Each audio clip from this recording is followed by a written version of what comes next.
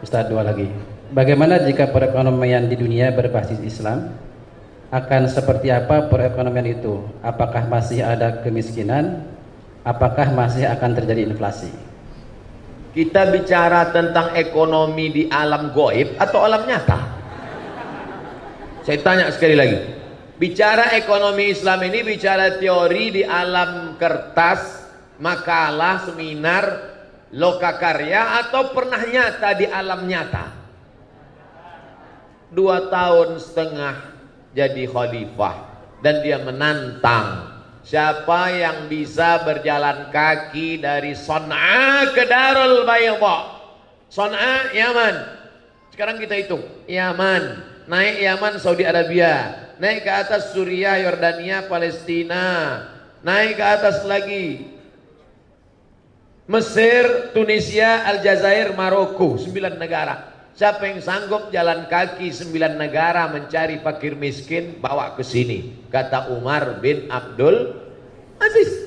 Abad kedua Islam, tidak ada fakir miskin kalau ekonomi Islam diterapkan. Jadi kita bukan cerita masalah makalah seminar, kita bicara tentang pernah wujud ada di alam nyata, bukti real, fakta, bukan fiktif.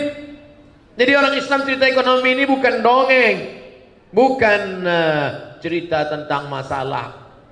Nah, ini mesti diwujudkan kepada umat Islam.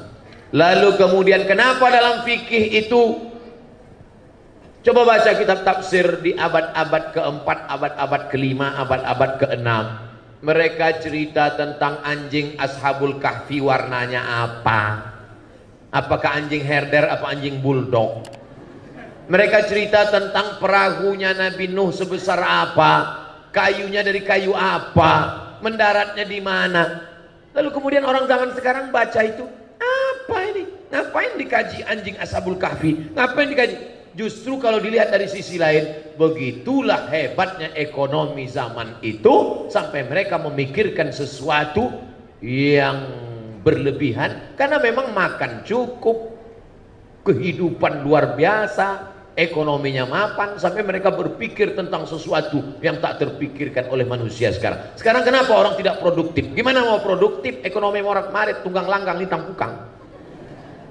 Jadi kalau dibaca abad-abad pertengahan, abad keempat, abad kelima, abad keenam, kenapa tafsir-tafsir, fikih-fikih itu mengkaji dengan kajian luar biasa. Bahkan di Indonesia, kalau adik-adik nanti baca fikih ketika Islam sedang jaya-jayanya di Kalimantan, ada kitab fikih namanya Sabilal Muhtadin, ditulis oleh mufti kerajaan Banjar, namanya Syekh Muhammad Arsyad Al-Banjari. Dikaji tentang masalah sesuatu yang tak terpikirkan oleh manusia, saking kan mapannya ekonomi mereka saat itu. Andai ada seorang pergi ke hutan, bisa konsen? Masih bisa? Andai ada orang pergi ke hutan, sampai di hutan turun hujan gerimis, maka dia pun masuk ke dalam gua, berteduh di dalam gua. Setelah berteduh dalam gua, hujan pun reda. Lalu dia keluar dari dalam gua melanjutkan perjalanan. Ternyata gua tempat dia berteduh tadi rupanya, maaf, kemaluan raksasa. Apakah dia wajib mandi junub? Orang sekarang kalau baca itu, ngapain dikaji masalah ini kan nggak penting. Memang betul, tapi cari sisi lain. Begitulah mereka berpikir, saking kan sudah mapannya ekonomi sana itu, tak ada lagi fakir miskin, orang kaya raya, sampai orang berpikirnya pun kelas VVIP. Nah, jadi banyak orang mengatakan, ini kitab-kitab klasik ini Ustaz terlalu besar masalah. Kenapa kitab itu sampai 1 meter panjangnya? Tafsir Al-Kabir yang ditulis oleh Imam Fakhruddin Ar-Razi 606, 1 meter panjangnya. Kitab-kitab fikih itu ditulis Raudhatul Talibin wa Umdatul Muftin. Dalam syarah hadis pula Fathul Bari syarah Sahih Al-Bukhari, sampai dikaji masalah waw, masalah fa, masalah wa. Untuk apa dikaji ini?